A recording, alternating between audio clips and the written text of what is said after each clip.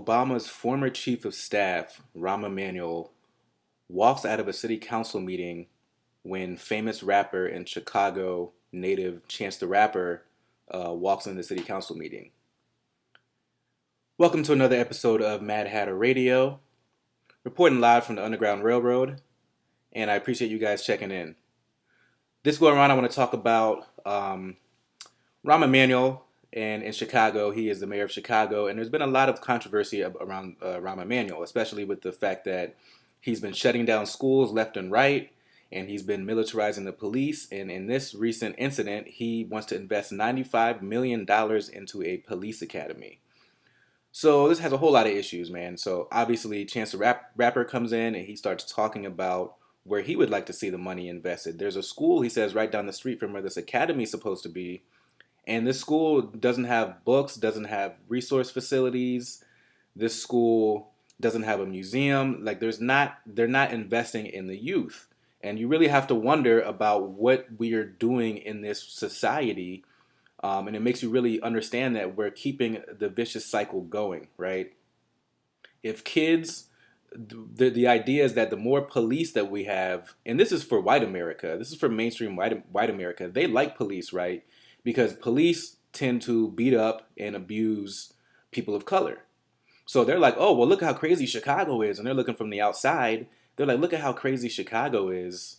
Let's just put more money into police. But they're not even paying attention to the fact that there are people who are on the ground putting in work and who are really fighting to clean Chicago up.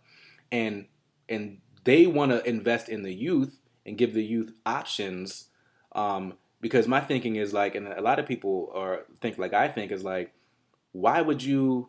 Do you really think that you're gonna lower crime by removing schools and removing after school activities for the youth to invest into and to partake in? If you remove that, that's how you create gangs. Because now, with the single mother situation and how the black family has been torn apart and people of color, these kids are going to be on the street creating more gangs, and you make more police, and it keeps escalating. You keep creating more police. And so that goes to my point where, look, it's easy to put $95 million in the police academy or the military because no one asks questions. They're just like, oh, well, the money, you put money into that, we must be safer. How much money have we put into the police and how much safer have we really been? Why can't we put money into healthcare, education, mental health, facilities and drug treatment facilities? And it's like with jails, the more jails you build, you have to fill them, and there's been plenty of stories where this happens, where they make a contract with the government that says the jails have to be filled to a certain extent. So with police, the more police and the more we invest in police, the more likely there's going to be more arrests for the average citizen, even if the citizen's really not doing anything. And it's going to be more violence. So you have to ask yourself, are the police viewing the world from the perspective of a hammer where everything needs to be nailed?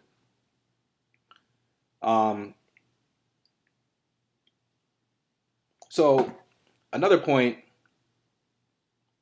is one of these guys, he's the Young Turks commentator, Hassan Piker. He brought up a really good point. Like, the media doesn't want to cover all the preventative measures that are being taken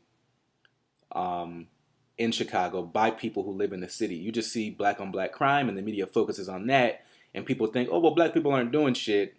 But it's really on the media to really shine a light on this, because there are people who are really putting in a lot of hard work to try to clean this up. It's not an easy fix. Nothing is an easy fix. We have to think differently. And for instance, like Chance the Rapper has put $1 million of his own money into the city. He's trying to, get this thing to work. The last point I want to make is that it's like we're dumping all of this money into the reaction. I thought a lot of these people out there who call themselves conservatives are against bigger government, but they're for more police, because I think deep down they know that the police aren't going to affect them. They can find some way to circumvent the police in their lives, but people of color typically can't. So they're okay with larger government in this instance.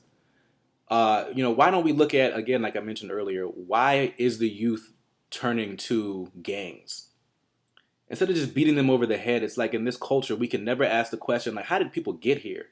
I'm not saying kumbaya, let's hold hands and let's hold hands and spin around in a circle, playing flute and smoking peyote with gang members. But I am saying, why are we not allowed in this culture to look at preventative measures to how we got there? It's like nobody cares about anybody anymore. If you don't look like me, if you don't sound like me, I don't give a shit. And that's just a really sad commentary of where we are today.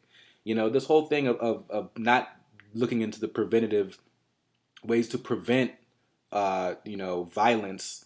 It reminds me a lot of, cancer treatment in the medical industry, the healthcare industry. We look at just stopping cancer and we look at, excuse me, we don't look at stopping cancer. We just look at the cancer as the end result, and then we just chemo the shit out of cancer, which usually kills people, and it destroys the body. But we don't look at preventative measures like investing in education where people know how to create healthy food and grow their own food. It's just a sad commentary of where our society is. So I want to leave that there. Thank you guys for listening. As always, leave a comment, leave a like, subscribe, and I'll talk to you guys next time.